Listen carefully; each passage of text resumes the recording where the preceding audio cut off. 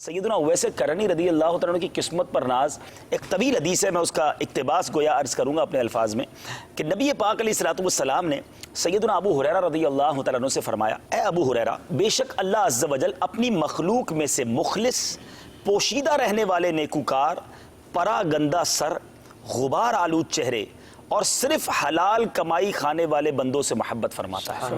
اب یہ بڑی اہم بات ہے، اللہ جن سے محبت کرتا ہے ان کی ذرا لسٹ سن لیجئے دوبارہ۔ بے شک اللہ عز و جل اپنی مخلوق سے مخلص، پوشیدہ رہنے والے نیکوکار، پرا گندہ سر، غبار آلود چہرے اور صرف حلال کمائی کھانے والے بندوں سے محبت فرماتا ہے۔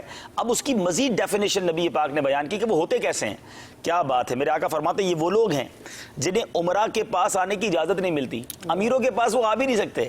اچھا، اگر ناز و نعم میں پرورش پانے والی عورت کو نکاح کا پیغام دیں تو ان سے نکاح نہ کیا جائے، اگر غائب ہوں تو انہیں ڈھونڈا نہ جائے، موجود ہوں تو ان کی آؤ بھگت نہ کی جائے، یعنی بظاہر زمانے میں ان کا کوئی مقام نہیں ہوتا۔ پھر آگے فرمایا اگر کسی مجلس میں حاضر ہوں تو ان کی آمد پر بھی خوشی نہ منائی جائے، بیمار ہو جائیں تو ان کی عیادت نہیں کی جاتی، اور اگر وصال فرما جائیں تو کوئی ان کے جنازے میں بھی شرکت نہیں کرتا۔ اچھا، اب جب یہ ساری باتیں نبی پاک علیہ الصلوۃ والسلام نے بیان کر دی نا، تو حضرت ابو ہریرہ رضی اللہ تعالیٰ عنہ کیا خوبصورت عرض کرتے ہیں کہ ان صفات کا کوئی حامل شخص مل سکتا ہے؟ اللہ، آپ نے بیان تو کر دیا اللہ ان سے محبت کرتا ہے، کہ ایسے کسی شخص سے میں مل سکتا ہوں؟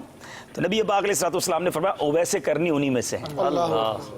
اچھا، اب جو آگے حدیث کا حصہ ہے نا وہ اتنا خوبصورت ہے۔ حضرت ابو ہریرہ رضی اللہ تعالیٰ عنہ عرض کرتے ہیں حضور اویس کرنی کی کچھ علامات بیان کریں، کچھ بتائیں تو صحیح وہ کیسے ہیں۔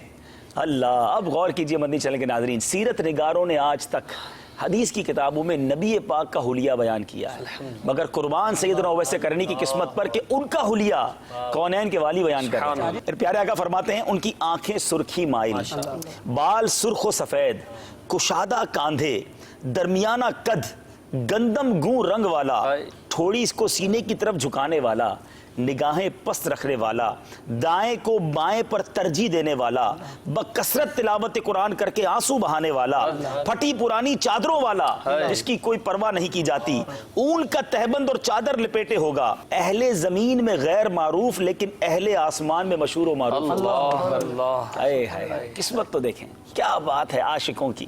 اب سنیے، پھر فرماتے اگر کسی کام معاملے میں اللہ عز و جل پر قسم کھا لے تو اللہ عز و جل اس کی قسم کو ضرور پورا فرما دے۔ ایک اور قدم آگے بڑھا کے نبی پاک نے وہ وصف بتایا جو بظاہر نظر بھی نہیں آئے گا۔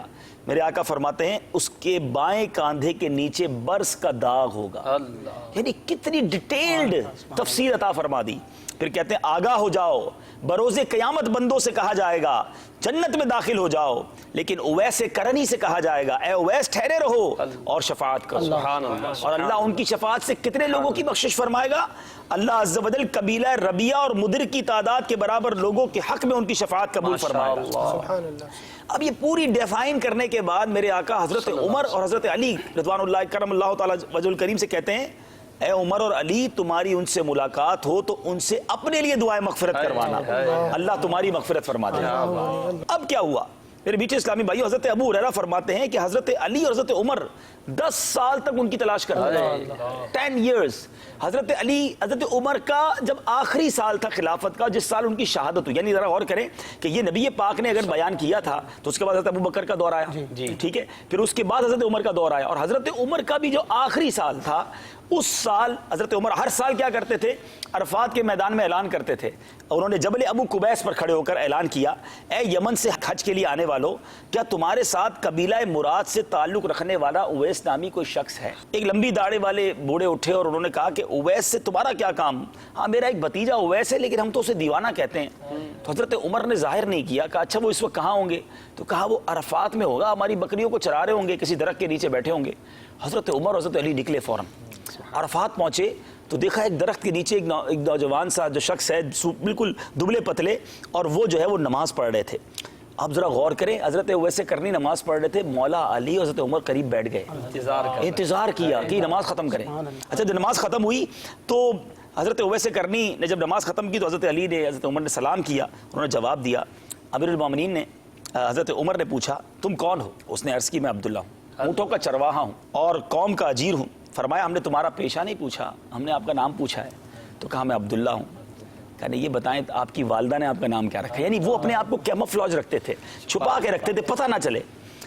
تو کہا کہ ماں نے میرا نام اویس رکھا ہے. تو اب سیدنا اویس کرنی سے جب یہ کہا کہ اب آپ بتائیں کہ آپ کو مجھ سے کام کیا ہے، تو انہوں نے کہا میں نبی پاک علیہ الصلوۃ والسلام نے کچھ اویس کرنی کی علامات بتائی ہیں.